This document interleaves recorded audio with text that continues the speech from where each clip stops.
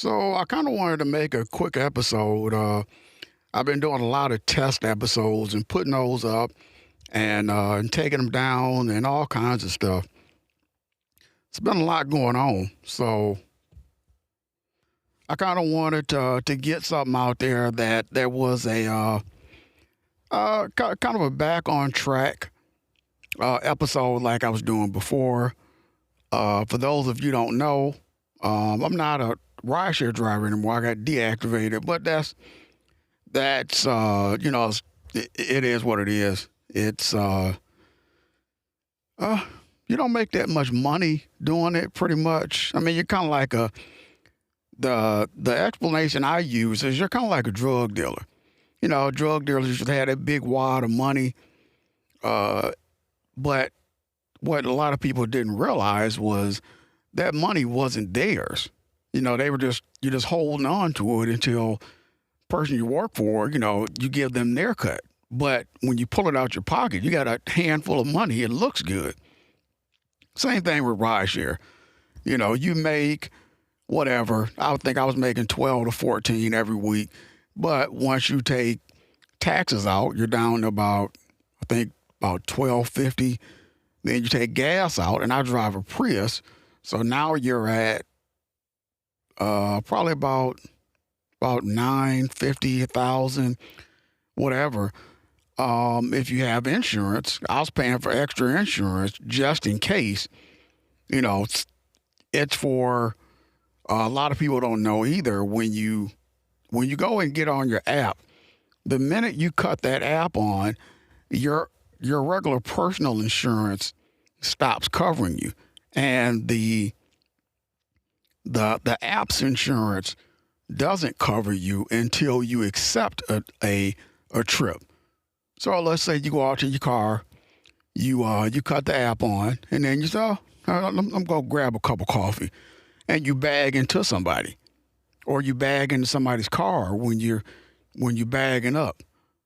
That whole entire repair is on you, because your insurance is going to cover it.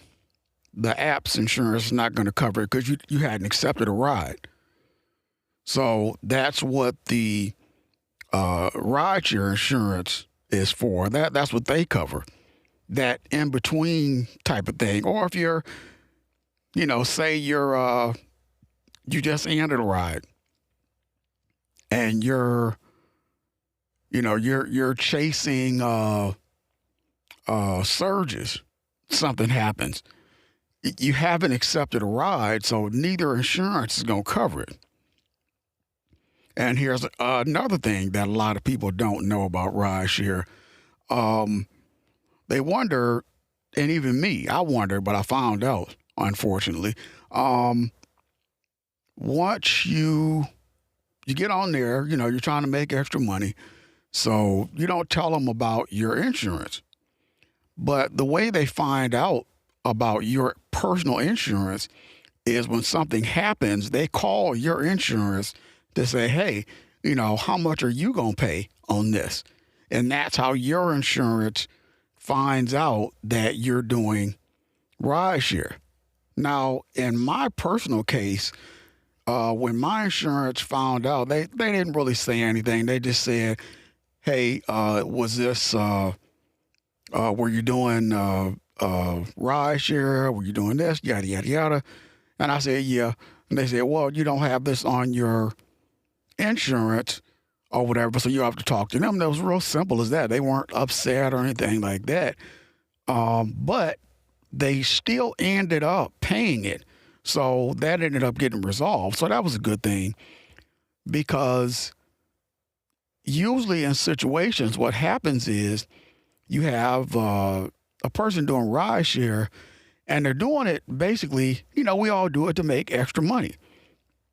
But some people are really depending on that money, and they're doing it like a life and death situation. So when you get into those kind of situations, it ends up being a thing where something happens. Now, you thought you didn't have any money before. Now you have to go and find $2,500 to pay the deductible before rideshare will cover anything. The person injured, the damage you did to somebody else's vehicle, anything. It won't cover anything until you pay that deductible. So that's a good point to remember for people who are planning on doing rideshare, because it sounds like a good thing because, you say, oh, okay, I can go out and drive and I can make this amount of money. You have to calculate the expenses that go with that. It's not just, hey, I'm gonna just go out and make a ton of money. There's a lot of expenses, and it gets even worse if you're renting a car. Most people will just tell you part of it. They'll say, hey, I want to rent a car. It's $200-300 a week. So you start doing the math, and you say, okay, if I drive this much, I can make this much. You take out the money for the rental, and you say, okay, I'm good. Don't be fooled. When you rent a car, it's usually $200 to $300, but there's an extra $300 for insurance. So you're paying $600. So if you do the math, like I said before, you're already at about $900 after gas. Now, if you're renting a car, now you have to take out an extra $600 out that whole thing. So now you're at pretty much $15 a week. If you take the $600 out, now you're at $900. And then if you have the extra insurance, then you just take out an extra probably $75. So it's still not bad. I mean, you're still at about what is that?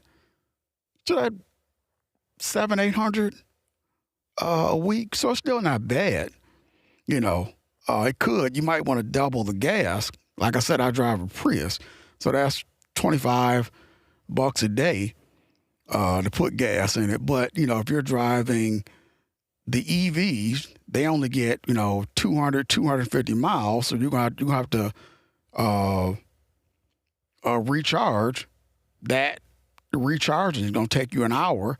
That's $25 plus the charge of the to charge it up. That's another $25. So that you're losing $50 a day. You only make around. You can expect to make about $250 to $300, somewhere in there. So you also have to find a good point that's okay for you, and then apply it to the what you're making. So it's like I said, it's not a bad deal. I mean, if you plan on doing rideshare, the route that I would take is I would say, okay, I'm going to make $100 clear that I can spend every day, and that's what I would go with, and that's all I would plan on, because that's pretty much all you're getting, and it might even be, those figures aren't in stone, but it is a good figuration, because you're making $300 a day after taxes. That's about $220. And then gas. That's about $25 a day. So now you're at $200, and like I said, if you're paying the extra insurance, then you're probably looking at, I don't know, extra $25 or $30. So you're probably looking at about we'll say $150 a day, maybe $150, which is not bad. But you don't want to over assume that you're gonna make some ungodly amount of money, because the truth is you're not. It's just not gonna happen. That's just, gig work is not designed for you to make money. You're working with somebody else, unfortunately, but you have to do what you have to do. But, I try to tell people, and I'm not an expert, but I have come a long way I am an introvert. I think that's the word. I like to be home.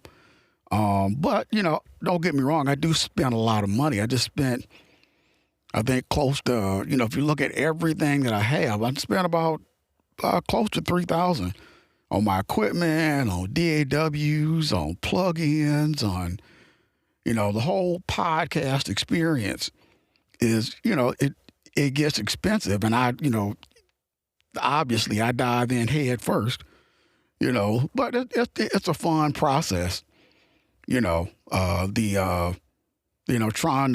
to get your sound right. That's not a fun process. Holy shit. I've been battling with that for like 6 months, over and over and over and over and over and over and over, tweaking, until I finally, I think I finally figured it out somewhat. And then I snagged a picture for my analog processor. I have a 528 Semtrex, 528B Semtrex, which is a well-known processor. So I snagged a picture of that, and guess what? It just happened to be a processor settings that are great for somebody with a tenor voice to get a great podcast sound from it. And this is that sound, and I think it sounds pretty good. I really do. And I also I matched the same thing on my Rodecaster Pro 2. So, for anybody that's hearing this and wants Rodecaster Pro 2 settings, feel free to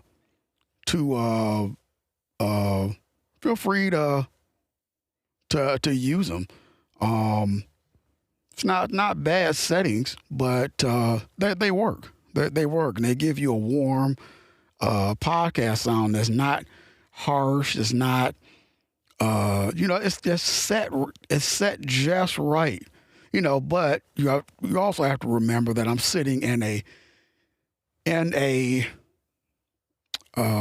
portable podcast booth that I bought off of Amazon, but I also lined the inside of it with acoustic foam. So I'm in a acoustic foam booth. So that's another thing. So I'm not the outside reflections are almost gone. So that's different. Plus I have a computer fan on right now. You can't hear that because my Semtrex 528E has a expander.